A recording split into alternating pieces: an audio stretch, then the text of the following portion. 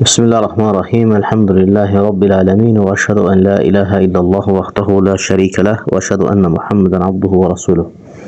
Sallallahu aleyhi ve ala alihi ve sahbihi ve selleme teslimen kethira emme ba'd. Deməli, dəyərli müsəlmanlar, biz Riyadus Salihin kitabında dərsimiz devam edirik. Qalmışdıq 4-cü hədisdə. Cabir ibn Abdullah el-Ensari radiyallahu anh rivayət edir ki, biz deyir, Allah nebisi sallallahu aleyhi ve sellemlə birlikdə döyüşlərdəydik, döyüşlərin birindəydik.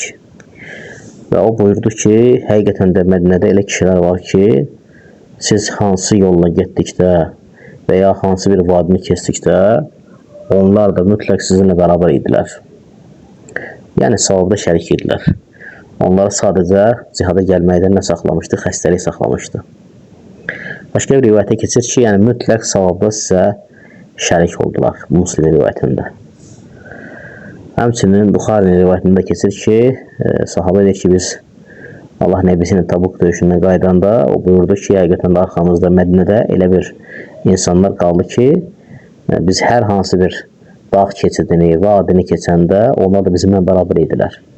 Onları gəlməkdən ancaq üzürləri saxladı, yəni.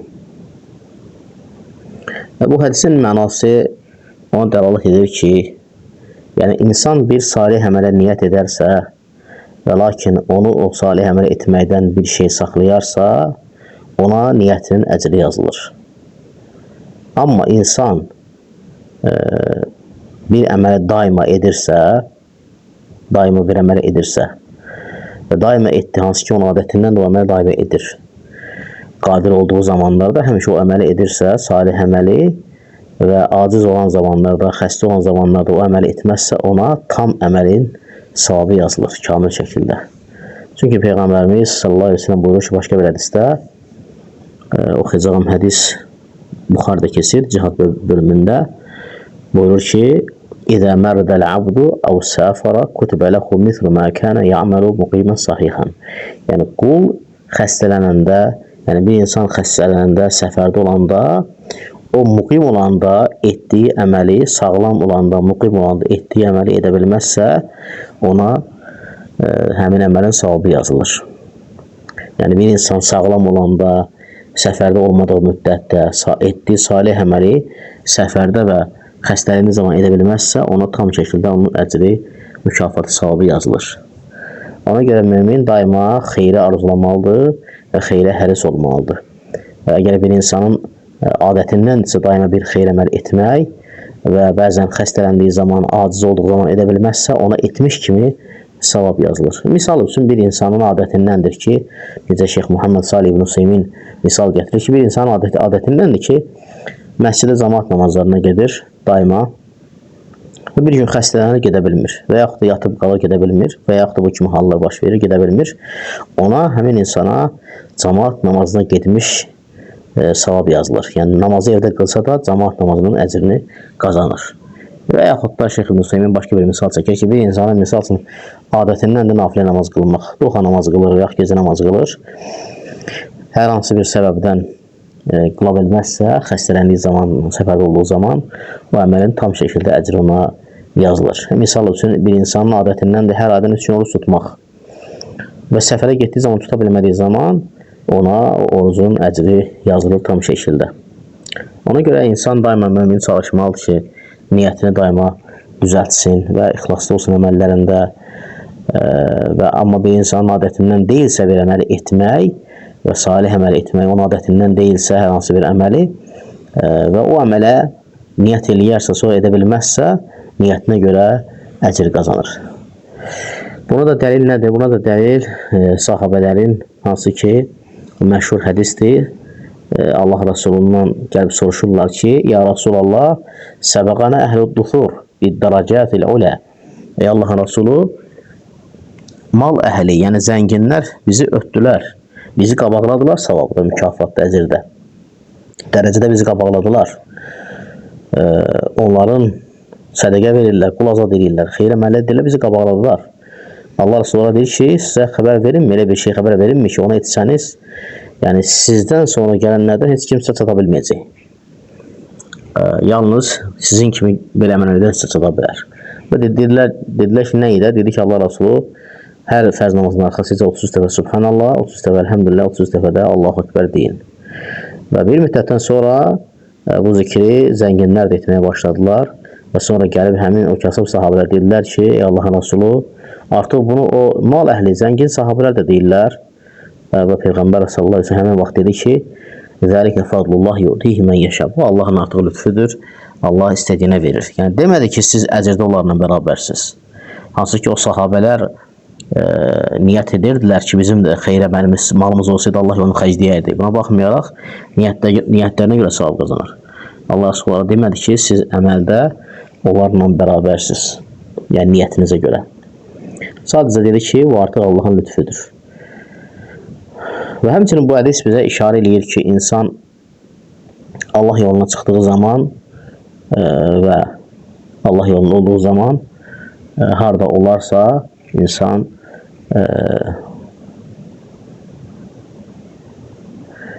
və Allah yolunda getdiyi hər bir addımına görə savab qazanır, əcr qazanır, mükafat qazanır.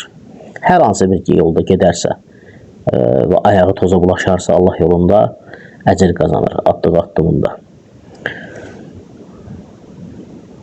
Necə ki, Uca Allah Quran-ı Kərimdə buyurur ki, Tövbə surəsi 120-121-ci ayələrdə "Zəlikə bi'annahum la yusibuhumuz zama və la nasabun və la məxmasatun fi sabilillah və la yata'un mawti'an yaghidzul kuffara və la yanalun min aduwwin nayla illa kutiba lahum bihi amalun salih.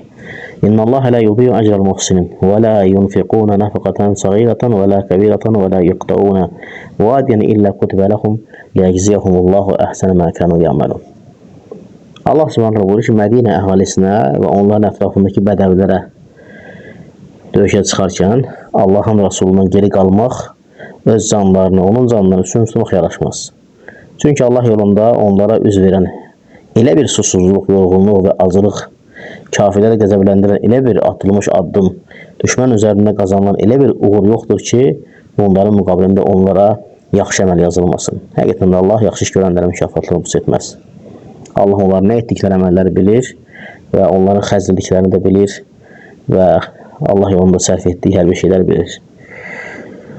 Və həmçinin də Allah Subhanahu və Teala'nın həqiqətən də lütfüdür.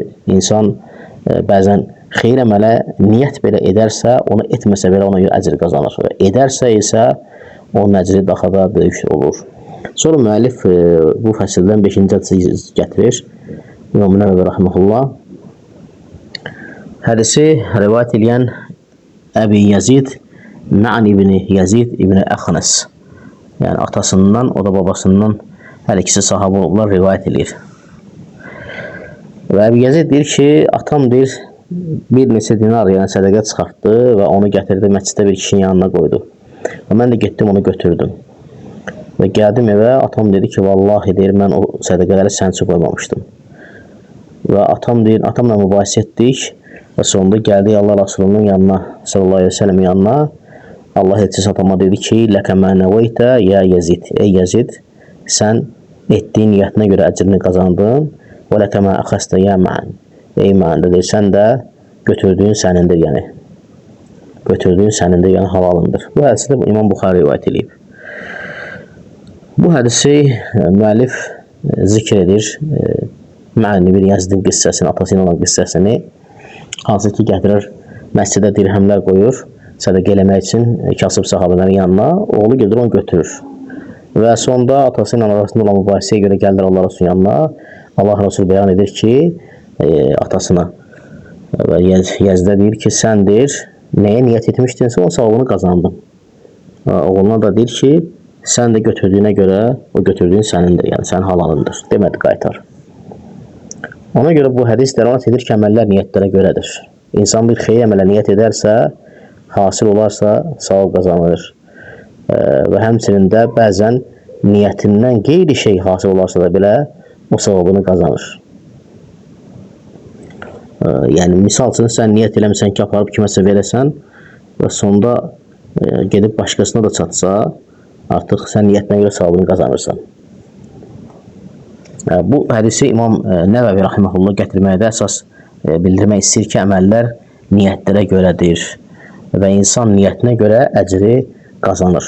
Hətta iş onun niyyətinə xilaf da baş verərsə də əcri qazanır. Ona görə bu hədis üzərində böyük şərii əhkamlar durur və hətta bu hədis bir çox şərii məsələlərdə tətbiq olunur, fiqhi qaydalarda tətbiq olunur. Alimlər deyir ki, misal üçün deyir, əgər bir kişi zəkat verərsə, zənn edərsə ki, bir insan filan kəs zəkat əhlindən də aparıb ona zəkat verərsə, sonra bəyan olarsa ki, yox, o zəkat əhlindən deyil, ona zəkat düşmür və o savabını qazanmış olur və zəkatı da qəbul olmuş sayılır və keçərli sayılır. Ehtiyac yoxdur, gedib onun zəkatı geri alsın və s. Ona görə insan niyyətinə görə əcri qazanır. Həmçində misal üçün bir insan, müəllif Şeyx Salih ibn Useymin yenə bir misal çəkilir ki, bir insan əgər deyək ki, bir evini vəqf etmək istəyir, kiçik bir evi var, onu vəqf etmək istəyir Allah yolunda və barmağı ilə işarə edir böyük evinə, deyir ki, mən evimi vəqf etmək istəyirəm.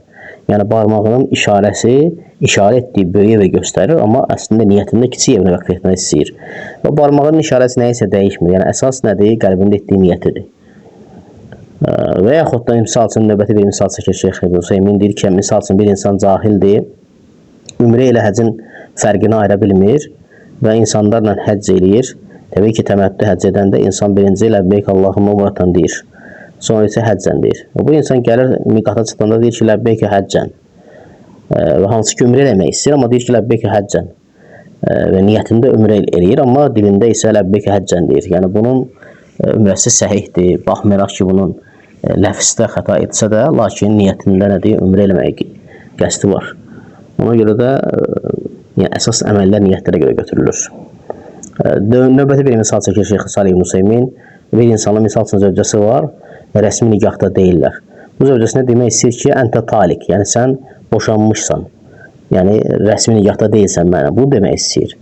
Amma bunun niyyəti onu boşamaq deyil.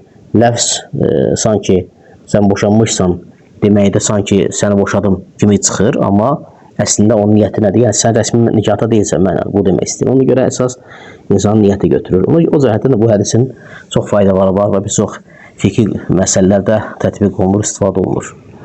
Bu hədisin çıxan faydalardan bir insana caizdir ki, evladına sədəqə etsin. Və necə ki, Peyğəmbər sallallahu aleyhi və səlləm bunu əmr edib və buna həvəsləndirib.